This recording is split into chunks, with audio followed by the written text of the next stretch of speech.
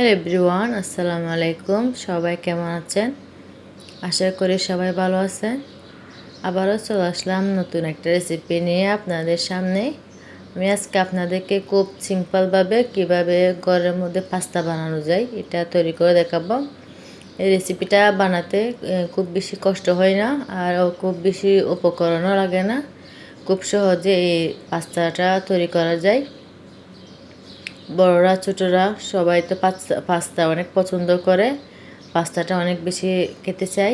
সেজন্য আমি এখানে প্রথমে কতগুলো পানি নিয়ে নিছি। পানির মধ্যে সিদ্ধ করার জন্য যেটা পাস্তা ছেড়ে সিদ্ধ করবো আর কি। এখানে পরিমাণ মতো লবণ, সামান্য লবণ দিয়ে দিলাম। এরপর সামান্য তেল দিয়ে এটা এখন আমি সিদ্ধ করে নেব। একটু দেখুন আমার পানিটা সিদ্ধ হয়ে আসছে। এখন আমি এখানে পাস্তাগুলো দিয়ে দিব।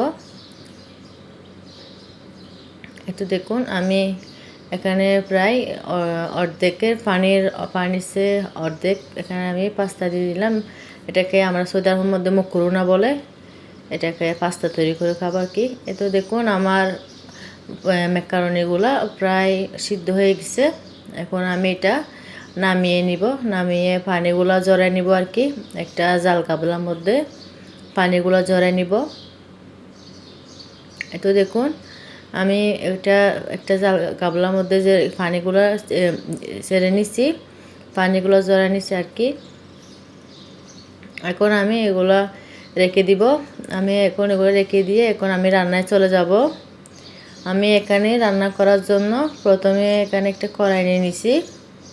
কড়াইয়ের মধ্যে সামান্য তেল দিয়ে দিচ্ছি। তেল দেওয়ার পর এখানে আমি মাংস নিছি। আমি এখানে হাড্ডি নিই নাই, যেগুলা মাংস আছে ওগুলো মুরগি মাংস আছে ওগুলো নিছি আর কি। এখন আমি এগুলা একটু করে ভাজা করে নিব। ভাজা করে নেওয়ার পর এখানে কতগুলো রসুন কুচি দিব। পাস্তার মধ্যে রসুন কুচিটা অনেক বেশি দিলে, যত বেশি দিবেন তত স্বাদ হয়।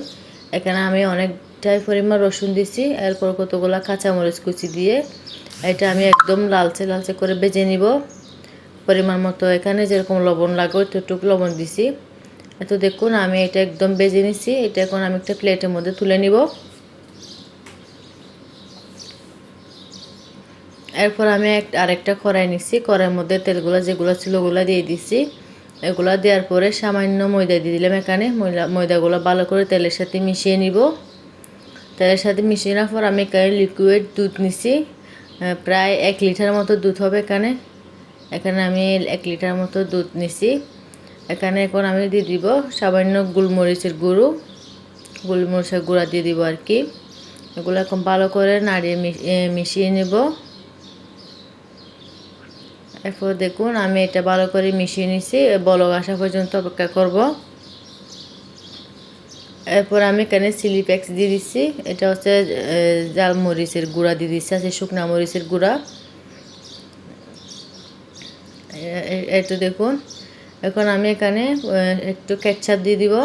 কেচাপটা আমার বেরি হচ্ছে না, ফ্রিজে রাখছিলাম সেজন্য জমে গেছে। আপনারা দেখে দিবেন। একটু দেখুন আমার দুধটা বলক হয়ে আসছে।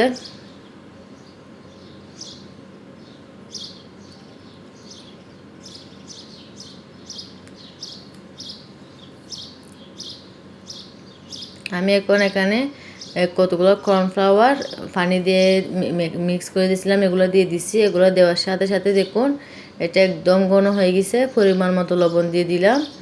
একটু দেখুন এটা একদম ঘন হয়ে গেছে, আপনারা দেখে বুঝতে পারছেন। এখন আমি এখানে পাস্তাগুলো দিয়ে দিব। পাস্তাগুলো দিয়ে ভালো করে নাড়িয়ে চাড়িয়ে নিব। এত দেখুন আমি এখন এগুলা ভালো করে মিশিয়ে নিব আর কি, মিক্স করে নিব। এখন আমি এখানে যেগুলা মুরগির মাংস, রসুন আর মরিচ ভেজে রাখছিলাম ওগুলো দিয়ে দিছি। এভাবে যদি পাস্তা করা যায় অনেক বেশি স্বাদ হয়। খুব সিম্পলভাবে একটা নাস্তা, একটা অনেক বেশি সিম্পল নাস্তা আর কি। আপনারা অবশ্যই বাসায় ট্রাই করবেন এভাবে পাস্তা তৈরি করার।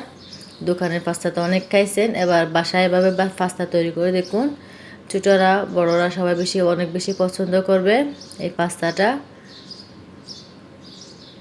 আপনাদের আমার কি রেসিপি দেখতে ইচ্ছে করতে সেটা আমাকে জানাবেন। আর বেশি বেশি করে আমার চ্যানেলটা লাইক শেয়ার কমেন্ট করে সাবস্ক্রাইব করে দিবেন। এই তো দেখুন, সবাই আমার জন্য দোয়া করবেন। আল্লাহ হাফেজ।